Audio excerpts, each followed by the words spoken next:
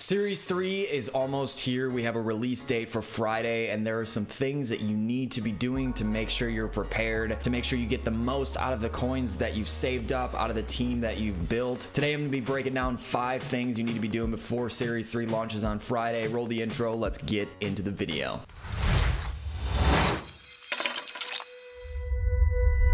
What's going on, guys? My name is Kinross. On YouTube, I go by Kenny Games. Welcome back to another video. Today, we're preparing for Season 3, Series 3, not Season 3, Series 3. I got that right. I'm not going to mess that up anymore in this video, I swear to God. Guys, there are 5 things that I recommend you do before Series 3 comes out on Friday. EA Sports put out a blog post saying what's going to happen in Series 3, detailing when it's going to come out, what's that going to mean. But there are also some things behind the scenes that we know as Madden players, seasoned Madden players, what happens when a new series comes out. So there are some things that we can do to better prepare ourselves to make sure we're getting the most out of our coins, out of our training, trophies, etc. So let's break down those 5 things. Starting with number 1, the most important, I would say, well, one of the most important, make sure you're spending your series trophies. Now, I have a video that breaks down how you should best spend your series trophies, but just to sum it up real quick, if you go to the competitive tab, I'd recommend that you buy the Red Zone Pack or Quick Sell for 85 series trophies. Make sure you're spending every single trophy that you have, because what happens when Series 3 hits on Friday is all your trophies from Series 2 get cut in half. So if you have 1,000, it goes to 500. You want to make sure you're not missing out on coins like that. Pick up your Red Zone packs, get the best bang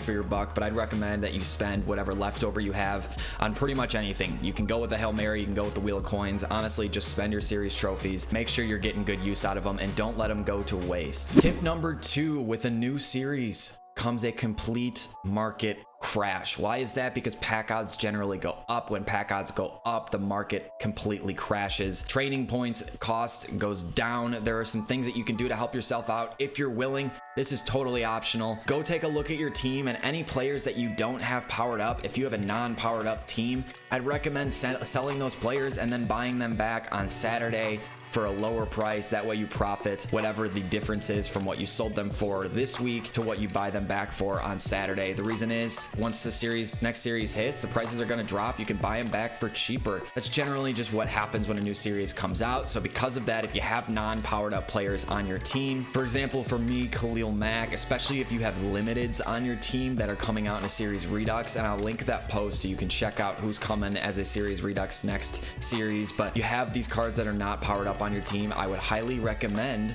that you go to the auction block and you sell them. Sure, you'll be without them for a couple days. I'm okay with that. This is totally optional. It's a little bit of a gamble, but I'm 95% sure the market will drop. That's just generally what always happens with the new series. So I'm gonna be going through finding players that I don't have powered up on my team and selling them and buying them back next week for much lower and trying to reap in the profits. The next thing you want to do is clear out your binder. That doesn't just mean the higher overall cards. Go through, find anyone that's not on your team and sell them. Honestly, you want to make sure that you're selling the cards that you're not using and making as much profit as you can, because once the market drops, you won't be able to get as many coins for those players. So for me, like this John Johnson, I'll make sure I sell. There are another couple elites that aren't nat cards, like some of these most feared cards, I'll make sure I sell. But there's another step to this, because make sure you're exchanging your cards. And I'm not just talking about the lower exchange sets this time. I'm talking about any nat cards that you aren't going to use on your team. So go to your sets, go to exchange, player exchange, and exchange all of these up. So go through your lowest silvers,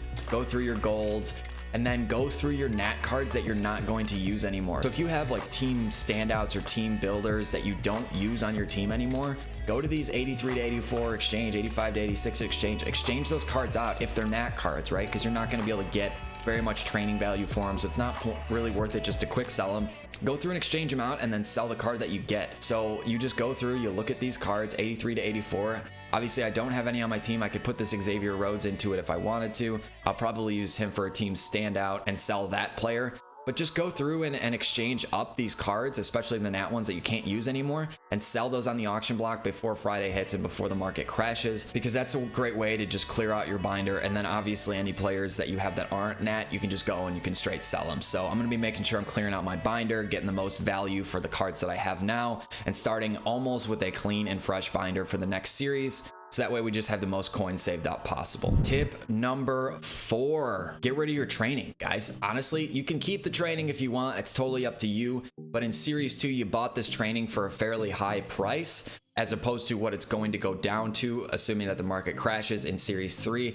And because of that, you're not going to be getting very much value for your training. So what you can do is you can cash out and convert your training into coins now. So what's a good way to do that? Well, you can pull these veterans or heavyweights players, or depending on what they drop this wildcard Wednesday, you can do that, probably flashbacks. Also, you can go through the playbooks and uniforms, check the auction block, see what's the most expensive option, cash out on a couple of those, and try to get your training pretty much as low as possible. There's only so low that you can get. Anything below 150, you can't buy anything more for training. So I'd recommend you clear out your training. I'm going to be doing this, but it's also totally up to you, because if you want to have training saved up for the next series, that's totally your call. I just know that I bought this training for a higher price, like 25 coins per training. And in the next series, I'm expecting it to go down to around 17 to 18 coins per training. On the higher end and the lower end, around 15. That's just my prediction. That's my total guess. It is totally subject to change. I just want to throw that disclaimer out there. I'm not a psychic. I can't tell the future, but that's my prediction based on years past, based on what happened earlier when they dropped Series 2. So that's just my prediction. I'm going to be going through selling stadiums, selling fantasy uniforms, selling playbooks, and trying to get rid of the training and get it down to as close to zero as I possibly can. And then when I want to buy training again, it'll be much, much, much cheaper, but at least I'll have cashed out on the training that I did have left over from Series 2. And my last tip number 5, make sure you're saving up your coins. Get your coin stack up. They're the best way to do that. Get your solo challenges done. Get them out of the way. Work on them now. Grind them out this week. There's not going to be too much content I'm not expecting. Obviously, we're getting the last drop of Most Feared, but at the same time, we've kind of gotten the best part of Most Feared in Scary Fast. So Scary Tall, I mean, who really knows? Make sure you're grinding out your solo challenges. It's a great way to save up some coins. When the next series drops, you want to be able to rip packs on like the day of, or at least I do this time. I was gone for the last series drop, so I missed that window. But you want to have a lot of coins because you want to be able to buy players when the market crashes. I'm expecting some good legends, some good 50 players this week. At least that was the pattern that we've seen so far this year. And so assuming that happens, I want to be ready. I want to be over 4 million coins. Set a goal for yourself, grind out your solo challenges, get this done, save up your coins the most you can possible. And from that, you should be well equipped for Series 3. Guys, that brings it to the end of this video. I hope you did enjoy. Let me know if you're going to be doing these tips or not. If you enjoyed the video, consider leaving it a thumbs up rating. It lets me know that you do like tip videos like this. Also, subscribe to the channel for more Madden 21 content. We got no money spent. We got sniping tips. We got coin making methods, everything on this channel, and much, much, much more to come. I want to thank you guys so much for watching. And as always, thanks for stopping by.